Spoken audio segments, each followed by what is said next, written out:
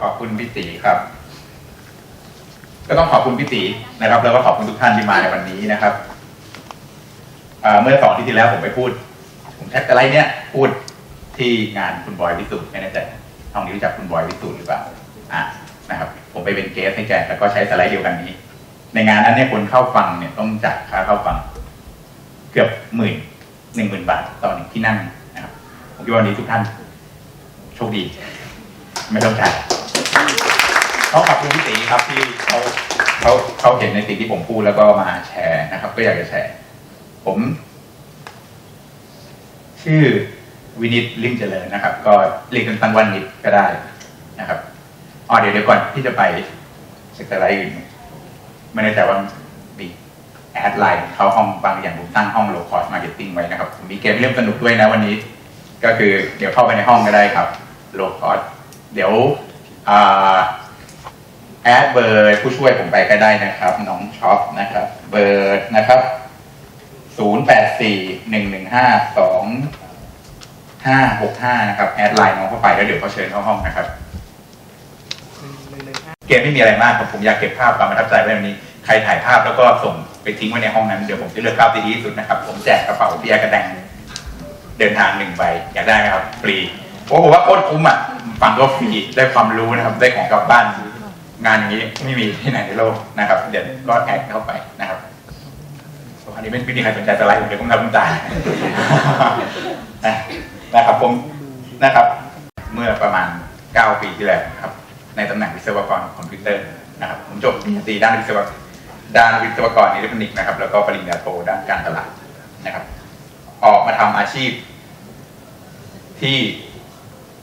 คนรอบข้างผมไม่ก็ตั้งตัวผมเองก็คาดไม่ถึงนะครับทราบไหมผมทำอาชีพอะไร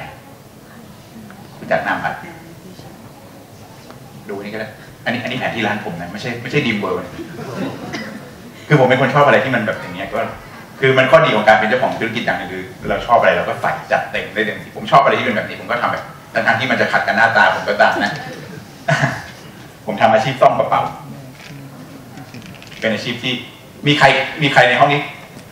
เคยได้ยินครั้งแรกเพราะว่ามีอาชีพนี้อยู่บนโลกใบนี้เคยไหมบางคนยังไม่ทราบเลยว่ามันมีอาชีพซ่อมกระเป๋านะครับเดี๋ยวก็ค่อยๆดูไปว่าทำไมผมถึงเลือกอาชีพนี้ทั้งที่ผมไม่เป็นคนไม่ใช้กระเป๋าแบรนด์เนมใดๆเลยนะครับกระเป๋าวันที่ผมเริ่มต้นซ่อมเนี่ยผมรู้จักหลุยส์วิตตองยี่ห้อเดียวนอกนั้นอะไรคืออะไรไม่รู้จักนะครับผมเริ่มต้นอาชีพนี้เมื่อ8 ปีที่แล้วนี่เข้ากับปีที่9ในวันเริ่มต้นอันนี้คือจุดส่งซ่อมของผมที่เห็นในวันเริ่มต้นผมให้ทายว่าผมมีจุดส่งซ่อมกระเป๋ากี่จุดเดียวผิดครับไม่ต่ำกว่า50 จุดโดยที่ผมไม่ต้องใช้เงินเลยอันเนี้ยอย่างเงี้ยคือร้านโปรช็อปถ้าใครได้กอล์ฟก็จะมีร้านโปรช็อปถูกไหมครับผมก็จะไปโคกับร้านโปรช็อปเห็นธงไหมอันนี้โลโก้รุ่นแรกๆนะครับมีลูกค้าขาประจำด้วยแล้วเขาก็ต้องใช้เวลาในการมีปฏิสัมพันธ์นั่งคุยกันอ้อยอิ่มเดี๋ยวเขาก็ต้องเหลือมาเห็นผมอะไรอ่ะถูกไหมครับอันนี้ก็เป็นร้านไอทีอยู่ในฟอร์จูนผมก็ได้พวกกระเป๋าโน้ตบุ๊กกระเป๋าเป้อะไรมานะครับนี่คือคอนเซ็ปต์ที่ผมทำในวันนั้นผมเริ่มต้นจากคนที่ไม่มีเงินเลยนะครับผมออกจากเงินมากองทุนสำรองเลี้ยงชีพผมก็ดันไม่ทำกับเขาอันนี้ทราบใช่ไหมเวลาเราออกงานก็จะมีผมไม่ทำไงคิดว่าเราคงไม่รู้ทำไปทำไมออกมาก็คือผมก็คือมีเงินที่บริษัทจ่ายให้มาแค่น่าจะประมาณ100,000นิดๆนะครับออกมาพร้อมหนี้ประมาณ1 ล้านบาท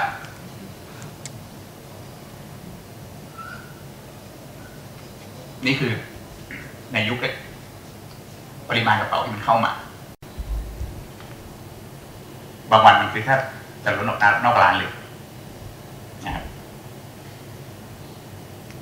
อันนี้รูปที่ร้านผมเนี่ยผมไม่ได้ไปก๊อปใครเข้ามานี่คือปริมาณที่มันเข้ามาจากการทำการตลาดแบบบ้านๆของผมนี่แหละอันนี้กระเป๋าอะไรให้ทายอ้าวผมผมเรียกว่านะครับเลยขึ้นเวทีในวันนั้นนะครับแล้วผมจะมีโอกาสอะไรได้บ้างผมก็รีบเปิดโน้ตบุ๊กขี่คำว่าอูเลเล่โอ้โหเฮ้ยผมไปอยู่ในมันฮิตตั้งนานแล้ว คือเด็กๆเขาคิดกันตั้งนานแล้วแต่ผมไม่รู้เรื่องนะครับแต่วันนั้นสิ่งที่ผมมองหาคือแล้วผมมีโอกาสทางการตลาดอะไรบ้างที่จะยุ่งวุ่นวายกับเจ้าอูคูเลเล่ได้ถ้าเสิร์ชคำว่าอูคูเลเล่เนี่ยขึ้นพรึบเลยนะครับใน Google นะแต่ถ้าผมใส่คำว่ากระเป๋าอูคูเลเล่เข้าไปคู่แข่งน้อยมากนะเด็กนั้นยังรู้ว่าเชี่ยนอยู่ผมจัดการตั้งเพจอูคูเลเล่เลยกระเป๋าอูคูเลเล่นะครับในวันนั้นแล้วรุ่งขึ้นผมก็ไปเซ็นทรัลพระราม 3ไปร้านอูคูเลเล่โอ้โหตอนนั้นเด็กมุงกันเต็มร้านเลยผมไปด้วยกระดาษเขียนแบบ1 ใบผมไม่ซื้อเลยนะพวกอูคูเลเล่ตอนนั้นแพงผมก็บอกว่าพอดีผมสั่งตัดกระเป๋าไว้ครับผมอยากทราบขนาดพี่ร้านเขาก็จะดีนะผมก็เอากระดาษเขียนแบบตั้งแล้วก็อูคูเลเล่ตั้งแล้วก็ดินสอวาดผมกลับมาด้วยขนาดอูคูเลเล่เขาเรียกไซส์โซปราโนในวันนั้นก็ไปซื้อหนังซื้อตัดเรียบร้อยนะครับผมใช้เวลาเซตอัพทั้งหมด3 วันผมได้กระเป๋าอย่างเงี้ยหน้าตาน่ารักเนี่ยขึ้นมาเป็นตัวอย่าง1 ใบผมส่งเพื่อนซึ่งตอนนั้นตกงานพอดีไปแถวเวิร์กนาพอเกษมรู้จักไหมฮะเป็นแหล่งขายเครื่องดนตรีแถวริมคลองหลอดแบบนั้นมันไปด้วยความไม่มั่นใจมันจะขายได้เหรอเฮ้ยมึงเชื่อกูขายได้มันหายไป2 ชั่วโมงติดออเดอร์มา200 ใบ3 อาทิตย์ผมทำเงินได้เกือบ200,000 บาทจากกระเป๋านี่เป็นการที่เราคิดแล้วเราทำเลยถูกไหมครับแค่ดูรายการเดอะสตาร์นี่ผมก็ไม่ได้บ้าเดอะสตาร์แต่วันนั้นบังเอิญโชคมันจะเป็นของผมครับผมได้ดูนี่คือร้านผมในปัจจุบันนะครับตั้งอยู่บนถนนจันทร์ถ้าแต่ไรก่อนหน้าคุณเห็นร้านโคตรโสโครกเลยนะทุกวันนี้คือลูกค้าเก่าๆที่เดินเข้าร้านแล้วต้องชักขาว19เสมอมันใช่ร้านเดิมปะวะเพราะรูปร่างมันเปลี่ยนไปโดยสิ้นเชิงนะครับผมก็จะมีอะไรที่สนุกกับผนังมันว่างๆผมก็จ้างช่างมาเขียนนะครับมีการจัดเก็บกระเป๋านะครับเข้าไปในขังในห้องผมขังคุกนะครับคือทุกอย่างผมก็ใส่อารมณ์ความสนุกของผมไปเรื่อยนะครับแม้กระทั่งกล่องไปรษณีย์นะครับกล่องไปรษณีย์นี่ผมก็โลคอสว่าเราไปซื้อกล่องไปรษณีย์นี่ก็กี่บาทใบนึงถ้าไซส์นี้ก็น่าจะ20 กว่าบาทผมทำได้ถูกอีกที่ผมนั่นเลยในแบ็คเวิร์กช็อปสอนอะไรครับก็คือสอนคนที่อยากเรียนซ่อมกระเป๋าอยากเรียนทำสปาอะไรกระเป๋านะครับก็เป็นใช้ชั้น2ของที่ร้านนะครับไม่ต้องไปเช่าที่เช่าทางเขาคนมาเรียนผมต้องมีตังค์เหมือนกันนะเพราะว่าคัดผมสอน3 วัน 18,500 บาทผมรับไม่เกิน6 ท่านนะครับเท่ากับว่าถ้าเกิดคนมาเรียนส่วนใหญ่ก็จะมาประมาณ4 หรือ 5 ท่านนะครับต่อครั้งผมสอนเดือนละครั้งเดือนหน้าจะเป็นรุ่นที่8หมายความว่าถ้าเกิดคนมาเรียนเต็มผมทำงาน3 วันผมได้รายได้120,000โดยที่ไม่ต้องเสียค่าเช่าที่อะไรนะครับคือฟังต้องคิดตามเลยนะครับว่าเรามีอะไรที่ไปสอนคนอื่นได้หรือเปล่าเหมือนที่คุณบอยวิสุทธ์บอกมันเป็นยุคของอินโฟพนัวก็คือคนที่มีความรู้แล้วคุณคิดว่ามันสามารถหาเงินได้ตอนแรกผมก็ไม่รู้หรอกว่าผมเป็นคนนั้นด้วยเหรออะไรเงี้ยโอเคครับทุกคนเข้าใจคำว่าแพชชั่นป่ะคำว่าแพชชั่นของพวกคุณคือแปลว่าอะไรกันมีเนี่ยก็เป็นความใส่ใจหลงไหลก็ประมาณนั้นครับสำหรับผมแปลว่ามันความเที่ยงกระหือรือที่อยากจะทำมันอย่างสุดจิตสุดใจคือคุณต้องถามตัวเองว่าคุณมีอะไรเพราะว่าสำคัญอันนี้ผมไม่ได้ใจว่ามีเจ้าของธุรกิจมาหรือเปล่าครับแต่หรือว่าเป็นพนักงานนะครับแต่เชื่อว่าหลายคนก็ถึงแม้เป็นพนักงานในความฝันเล็กๆลึกๆนะครับก็อยากจะมีกิจการของตัวเองถูกป่ะนะครับแน่นอนว่าแพชชั่นเนี่ยมันสำคัญมากที่มันคงจะต้องอยู่กับเราตลอดไปนะครับแม้กระทั่งวันสุดท้ายที่คุณเลิกทำธุรกิจยังไงก็ต้องอยู่นะหลายคนอยากเริ่มต้นธุรกิจด้วยความรู้สึกว่ามันปลดปล่อยพันธนาการคุณไม่เคยรู้สึกนี้ป่ะหรือแม้กระทั่งคิดว่าการเป็นเจ้าของธุรกิจน่าจะทำเงินได้มากกว่าการเป็นลูกจ้างนะครับหรือไม่ก็มีไอเดียคิดว่าไอเดียเราคนอื่นน่าจะซื้อ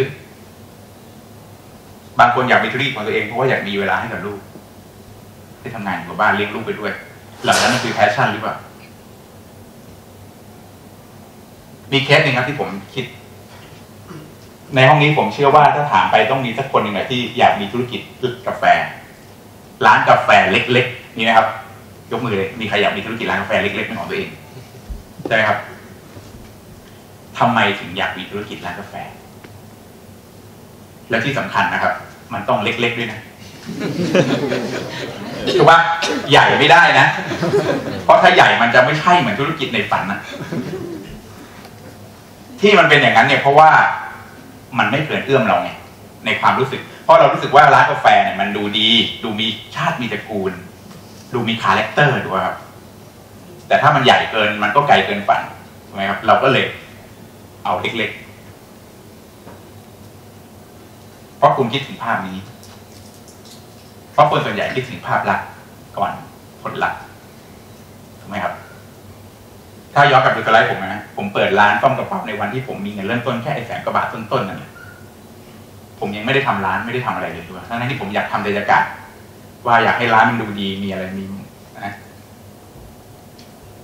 เพราะเราไปใส่ใจกับเรื่องของภาพลักษณ์ไปก่อนผลลัพธ์บางทีเรายังไม่คิดด้วยซ้ำจะเป็นยังไงเคยมีไหมแบบแถวบ้านเรามีร้านมาเปิดใหม่มาเช่ามาเปิดใหม่เนี่ยแล้วเรามีความรู้สึกเรามองเข้าไปในร้านเขาแล้วเราก็คิดให้มัน2 เดือนเดี๋ยวไปเจ๊งเคยมีปะทำไมพอเป็นของคนอื่นเรารู้สึกเราถึงตัดสินได้และส่วนใหญ่เราจะแม่นด้วยนะถูกป่ะครับแต่ทำไมพอเป็นของเราเองเรากลับไม่แม่นเนาะและสุดท้ายมันก็เฟลนะครับสำคัญนะครับแพชชั่นเพราะว่าผมเริ่มต้นอาชีพต้นกระเป๋าผมด้วยแพชชั่นจริงๆนะครับธุรกิจนี้อยู่มา9 ปีแล้วจะได้ฉลองใกล้จะได้ฉลอง1 ทศวรรษแล้ว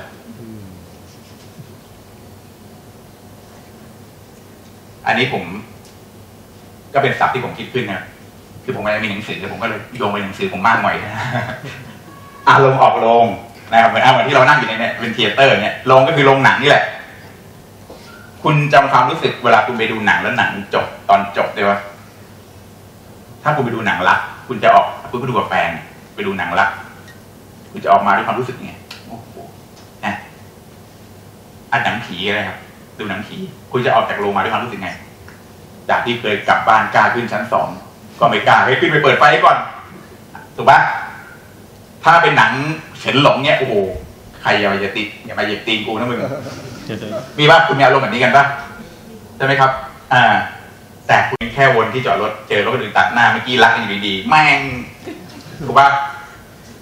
อันนี้สำคัญนะครับเพราะว่าเราส่วนใหญ่เราคึกอยู่แป๊บเดียวพอเราไปเจอเพื่อนที่ไปพูดไปแล้วมันไม่เห็นด้วยหรืออะไรเงี้ยเริ่มเป๋ใช่ไหมอย่าให้อารมณ์นี้มันมาเล่นงานเราในวันเริ่มต้นนะผมก็รู้ว่าผมคิดที่มันได้ยังไงกันนะที่ทำไมต้องโหลดคอนมาร์เก็ตติ้งก็ง่ายทีเดียวครับคือไม่มีตังค์แต่อยากจะทำธุรกิจของตัวเองนะครับมันไม่มีอะไรพิสดารเลยคือไม่มีตังค์คือถ้าคนมีตังค์นี่อาจจะรู้สึกว่าสไลด์นี้มันไม่ใช่เรื่องของคุณนะแต่ถ้าไม่มีตังค์แล้วอยากมีความฝันทางธุรกิจผมว่าผมเป็นคนหนึ่งที่พิสูจน์ได้ว่าคุณทำได้จริงๆนะ